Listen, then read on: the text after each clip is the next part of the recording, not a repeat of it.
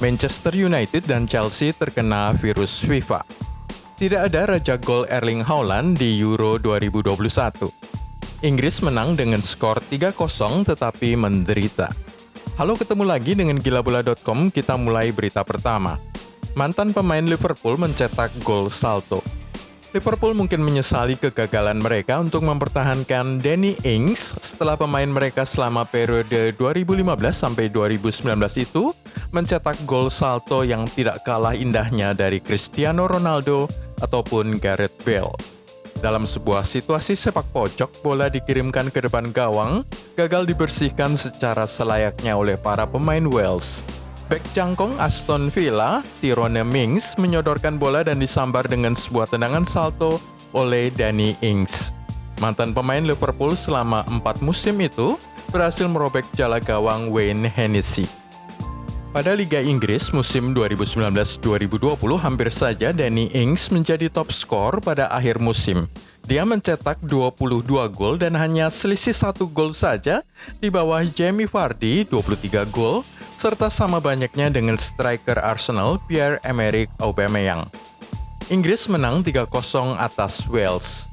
Pertandingan persahabatan Inggris versus Wales pada Jumat dini hari usai dengan skor 3-0 dengan gol pertama dicetak oleh bintang sensasional Everton Dominic Calvert-Lewin sebelum Conor Coady menambahkan gol kedua pada awal paruh kedua permainan dan pemain Southampton Danny Ings mencetak gol ketiga bagi skuad The Three Lions. Pertandingan persahabatan ini sebenarnya berlangsung kurang lebih seimbang, hanya saja Inggris lebih agresif dalam melepaskan serangan on target, 7 kali dibandingkan dengan timnas Wales 2 kali saja. 3 gol oleh 3 debutan gol. Ada kesamaan di antara 3 pencetak gol timnas Inggris dalam kemenangan laga persahabatan 3-0 atas Wales pada Jumat 9 Oktober dini hari. Ketiganya baru sama-sama kali ini mencetak gol bagi The Three Lions. Dominic Calvert-Lewin sudah mencetak 9 gol di semua kompetisi bagi Everton musim ini dan masuk ke lapangan dengan penuh percaya diri. Tidak mengejutkan bahwa ia menyumbangkan gol pertama bagi pasukan Gareth Southgate. Pencetak gol kedua Conor Coady mencetak gol perdananya dalam penampilan keduanya untuk timnas Inggris dengan debutnya dilakukan tepat sebulan yang lalu dalam laga imbang tanpa gol melawan Denmark dalam duel UEFA Nation League. Sementara itu, Danny Ings mencetak gol perdananya pada penampilan ketiga untuk The Three Lions. Debutnya sebenarnya terjadi pada tahun 2015 dalam kemenangan Inggris 3-0 atas Lithuania pada kualifikasi Euro 2016. Timnas Inggris menderita. Meskipun menang 3-0 atas Wales, tetapi timnas Inggris sebenarnya menderita dengan sejumlah data berikut ini. 1. Gareth Southgate menurunkan 4 pemain debutan pada laga persahabatan ini. Keempatnya adalah Bukayo Saka, Dominic Calvert-Lewin, Harvey Barnes, dan Reece James. Jarang-jarang timnas Inggris diwarnai pemain debutan sebanyak ini. Hal ini terjadi karena Gareth Southgate masih menghukum Phil Foden dan Mason Greenwood untuk pelanggaran disiplin mereka di Islandia, selain 3 pemain yang juga melanggar protokol kesehatan, Tammy Abraham, Jadon Sancho, dan Ben Chilwell. Terakhir kali sebegini banyak debutan masuk timnas Inggris adalah pada April dan Mei 1933. 2. Hanya ada 54 caps gabungan di antara semua pemain The Three Lions yang merupakan tim paling minim pengalaman internasional sejak bulan Mei 1980, saat 11 pemainnya melawan Australia saat itu hanya memiliki 46 caps. 3. Starting 11 Inggris menampilkan pemain yang paling tidak sepadu dan sepadan, datang dari 10 klub berbeda. Burnley, Atletico Madrid, Arsenal, Liverpool, Wolves, Everton, Spurs, Leeds United, Southampton, dan Aston Villa. Ini merupakan deretan klub terbanyak sejak Mei 1997 saat Inggris melawan Afrika Selatan. 4. Kapten Inggris pun orang baru, Kieran Trippier, dan bukan berasal dari Liga Inggris. Kieran Trippier bermain bagi Atletico Madrid. Terakhir kali timnas Inggris memiliki kapten dari luar Premier League adalah pada era David Beckham pada tahun 2008. Waktu itu sang kapten membela LA Galaxy. Jadi meskipun menang 3-0 dan terlihat sebagai kemenangan yang mudah, timnas Inggris sebenarnya sangat menderita. Malam memelas timnas Wales. Wales kehilangan dua bintang besar mereka, Gareth Bale yang tengah cedera usai kepindahan ke Tottenham, dan Aaron Ramsey yang tidak tersedia. Aaron Ramsey melewatkan pertandingan ini di bawah protokol COVID-19 karena Juventus menempatkan skuad mereka dalam karantina sejak hari Sabtu lalu setelah dua staf yang tidak bermain dinyatakan positif. Ketidakhadiran itu akan sangat terasa oleh timnas Wales karena mereka memiliki cukup banyak penguasaan bola pada babak pertama, tetapi hanya menciptakan sedikit peluang saja. Mungkin hasil akhir akan sangat berbeda seandainya Gareth Bale dan Aaron Ramsey hadir di lapangan. Manajer Ryan Giggs akan mengalihkan fokus mereka pada pertandingan UEFA Nations League melawan Republik Irlandia dan Bulgaria. Salah satu kekhawatiran terbesarnya adalah cedera yang memaksa striker kunci Kiefer Moore ditarik keluar pada babak pertama. Dia akan khawatir juga dengan kerentanan Wales menghadapi umpan-umpan silang dan bola-bola mati yang memberi Inggris 3 gol. Raja gol Erling Haaland absen di Euro 2020.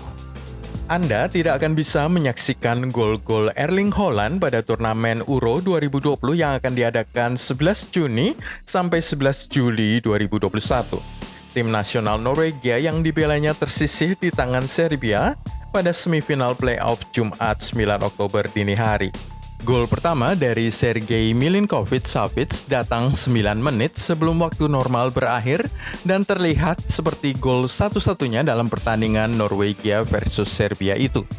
Tetapi Mathias Normann menyamakan kedudukan untuk Norwegia dengan 2 menit lagi waktu pertandingan tersisa sampai terjadilah bencana gol kedua dari Milinkovic-Savic pada menit 102. Itu berarti bahwa striker Borussia Dortmund Erling Haaland tidak akan dapat membangun reputasinya di panggung internasional musim panas mendatang. Pemain 20 tahun ini mengejutkan seluruh dunia setelah mencetak 28 gol hanya dalam waktu setengah musim saja di RB Salzburg di Liga Austria tahun 2019. Dia kemudian ditransfer masuk oleh Dortmund pada Januari 2020 dan mencatatkan 16 gol bersama raksasa Bundesliga tersebut sepanjang sisa musim 2019-2020. Kini pada awal musim baru ia sudah menyumbangkan 5 gol. Sebelum kita melihat potensi 4 tim terakhir untuk Euro 2020 serta paparan virus FIFA untuk Manchester United dan Chelsea, klik dulu tombol subscribe, share, dan tendang loncengnya. 3 dari 8 laga playoff usai dengan adu penalti. Dari 8 pertandingan playoff 1 leg pada Jumat 9 Oktober 2020 dini hari, 3 pertandingan diantaranya harus diselesaikan dengan adu penalti. 3 laga itu adalah Skotlandia versus Israel yang usai 0-0, Bosnia Herzegovina versus Irlandia Utara yang usai 1-1, dan Slovakia versus Republik Irlandia yang usai 0-0. Dari 3 pertandingan itu, Skotlandia lolos dan akan berhadapan dengan Serbia yang menang 2-1 atas Norwegia. Slovakia akan menghadapi Irlandia Utara. 8 tim memperebutkan 4 tersisa di Euro 2020. Sebanyak 8 tim nasional akan memperebutkan 4 jatah tempat tersisa untuk Euro 2020 yang akan diselenggarakan 11 Juni sampai 11 Juli 2021. Hungaria akan berhadapan dengan Islandia, Irlandia Utara bertemu dengan Slovakia, kemudian Serbia menjumpai Skotlandia, dan Georgia akan menghadapi North Macedonia. Uruguay menang 2-1 atas Chili. Uruguay menang 2-1 atas Chili pada laga perdana kualifikasi Piala Dunia 2022 zona Amerika Selatan, Jumat 9 Oktober 2020 pagi hari. Pemain buangan Barcelona, Luis Suarez, membawa tim nasionalnya unggul lebih dulu 1-0 dari titik penalti pada menit 40 sebelum bekas pemain dengan gaji termahal di Manchester United, Alexis Sanchez, membalaskan skor menjadi 1-1. Namun ketika semua orang yakin laga di kandang Uruguay akan usai dengan skor 1-1, datanglah Maxi Gomez. Mantan target transfer Spurs dan Everton ini masuk sebagai pemain pengganti untuk Brian Rodriguez pada menit 87 dan hanya butuh 5 menit saja untuk memberi 3 poin bagi Uruguay dalam kemenangan 2-1 masa injury time atas Chili. Dengan hasil ini, maka pasukan Luis Suarez dan kawan-kawan menduduki urutan pertama klasemen kualifikasi Amerika Selatan.